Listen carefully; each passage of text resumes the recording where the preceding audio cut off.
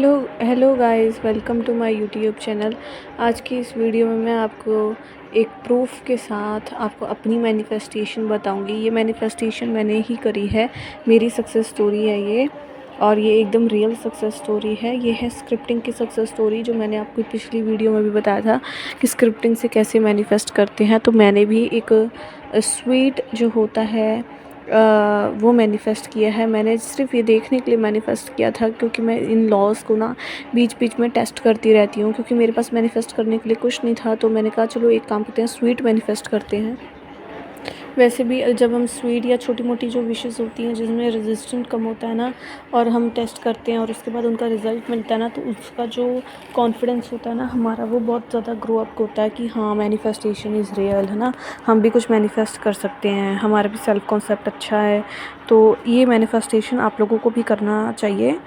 मैं तो हमेशा अपने क्लाइंट से यही कहती हूँ कि प्लीज़, अगर आप एक विश को मैनिफेस्ट कर रहे हो ना, तो साथ साथ में ना आप और भी छोटी मोटी विशेज़ को पूरा करते रहा करो। वैसे छोटा मोटा जो हम लोग टैग ही देते हैं, बाकी कोई भी चीज़, कोई भी विश जो होती है वो छोटी या बड़ी नहीं होती है। हम बड़े होते हैं, हमारा सेल्फ कॉन्सेप्ट इतना होना चाहिए कि हाँ, हम अपना काम खुद कर सकते हैं, अपनी विशेज़ को आराम से मैनिफेस्ट कर सकते हैं। तो यहाँ पे मैंने जो स्क्रिप्टिंग में लिखा है कि थैंक यू यूनिवर्स। मेरे पास जो ऑलरेडी मेरे पास लवली यूनिवर्स स्वीट्स के ना मतलब लड्डू आ चुके हैं। ये बहुत बड़ा एक ब्रांड है लवली, तो मतलब मेरे को उसी के पर्टिकुलर चाहिए थे और फ्री में चाहिए थे। तो देखो, पूरा मुझे बॉक्स ही रिसीव हुआ है। मैंने ये जो स्क्रिप्टिंग थी ना, सिर्फ एक बार ही करी थी, उसके बाद मैंने इसको छोड़ दिया था, क्योंकि मेरे लिए इतनी भी बड़ी विश नहीं थी। I just want to test the law. और देखो, ये देखो, यहाँ पे स्वीट आपके पास है, लवली स्वीट के ही हैं, और जैसे मैंने लिखा था कि मुझे पूरा बॉक्स चाहिए और मुझे बॉक्स ही मिला है, सेम ही ब्रांड का मिला है।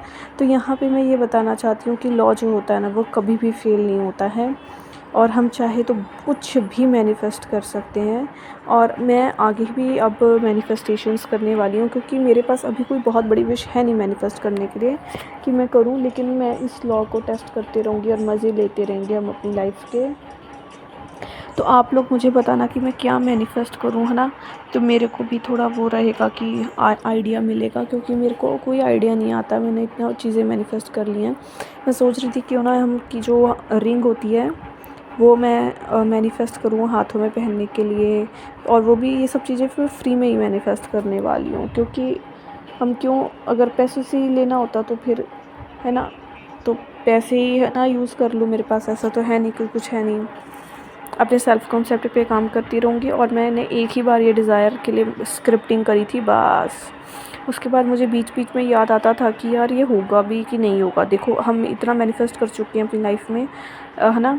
तब भी मेरे दिमाग में ये ख्याल आया था, तो मैंने बोला इट्स ऑलरेडी डन, ये हो चुका है, मैंने तो खा लिया है यार, मैंने तो खा लिया है। वो तो मैंने ऐसे ही लिख दिया था, वो तो मैंने मैनिफेस्ट कर लिया था ना, इसीलिए मैंने लिखा था।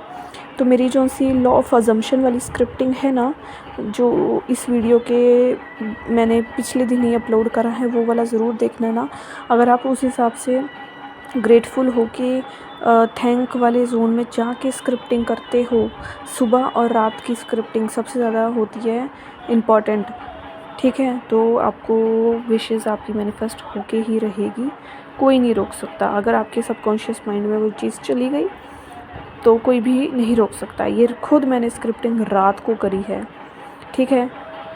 और बहुत ही फ़नी और मतलब एकदम हंसते खेलते मैंने ये सब चीज़ें मैनिफेस्ट कर ली हैं। तो अगर मैं कर सकती हूँ तो आप भी कर सकते हो, ठीक है। You are the operant power, you are master manifester. आप बहुत रिच हो, बहुत अच्छी हो, यूनिवर्स हमेशा आपके साथ हैं, ठीक है।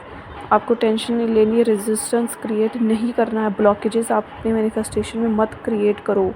आप कब होगा, कैसे होगा, होगा कि नहीं होगा, कौन लेकर आएगा, कैसे होगा, सब कुछ ये आपका काम ही नहीं है, ठीक है। ये आपके सबकॉन्शियस माइंड का है, उसको अपनी ड्यूटी करने दो। आपका काम है परसिस्ट करना, आप परसिस्ट करो। चाहे स्क्रिप्टिंग की हेल्प से करो, चाहे आप करो उस रोबोटिक अफर्मेशन से करो, चाहे बिना कुछ स्टेट मेंटेन करके ही रहो, गॉडेस की तरह करो, ठीक है। आपको जो सा तरीका अच्छा लगता है आप उस तरीके से मैनिफेस्टेशंस कर सकते हो।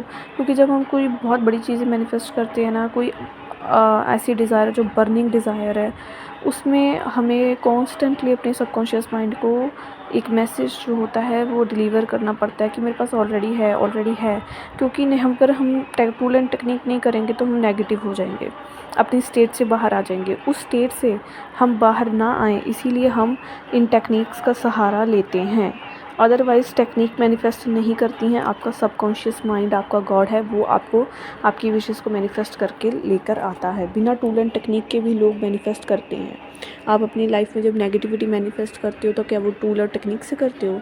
नहीं ना, वो ऐसी ही मैनिफेस्टेशन होती है ना। आप हर सेकंड मैनिफेस्ट कर रहे हो।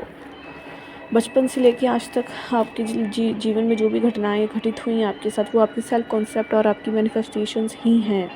अगर आप बैठ के अच्छे से अपने आप को एनालाइज़ करोगे तब आपको पता चलेगा कि आपकी लाइफ के जो भी अच्छे और बुरे सर्कमस्टांसेस हैं उसके आप ही ज़िम्मेदार हो।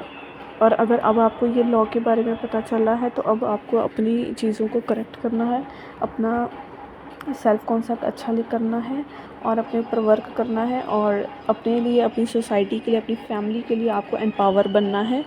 ठीक है, सेल्फ कॉन्सेप्ट पे ज़रूर काम करो। तब तक के लिए बाय बाय और हैप्पी मैनिफेस्टेशन।